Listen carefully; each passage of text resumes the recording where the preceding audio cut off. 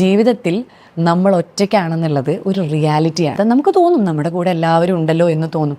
പക്ഷേ you have to realise നമ്മുടെ ആരോഗ്യവും നമ്മുടെ പണവും നമ്മളെ കൊണ്ടുള്ള ആവശ്യങ്ങളും കഴിഞ്ഞ് നമ്മൾ ജീവിക്കേണ്ട ഒരു കാലഘട്ടം. ആ കാലഘട്ടത്തിലേക്കാണ് നമ്മളെ പ്രിപ്പയർ ചെയ്യേണ്ടത്. കാരണം ഇന്ന് ഞാൻ പറഞ്ഞാൽ എൻ്റെ മകൻ കേൾക്കും.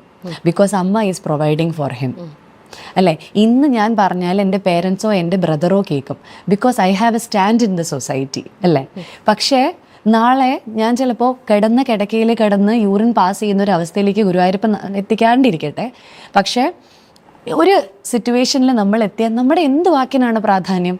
എന്നെ കാണാൻ ആരാ വരേണ്ടത്? കാരണം നമ്മളെ കൊണ്ട് ഈ ലോകത്തിനോ സമൂഹത്തിനോ നമ്മുടെ അച്ഛനോ അമ്മയ്ക്കോ മക്കൾക്കോ ഭർത്താവിനോ ഒന്നും പ്രയോജനമില്ലാത്ത ഒരവസ്ഥയിലേക്ക് നമ്മൾ എത്തും. I cannot expect my son to be my caretaker afterwards. അവന്റെ പ്രയോറിറ്റീസ്, അവന്റെ ഇഷ്ടങ്ങൾ, അവന്റെ കുട്ടികൾ, ഫ്രണ്ട് ഒക്കെ അവന്റെ life is going to be so colorful.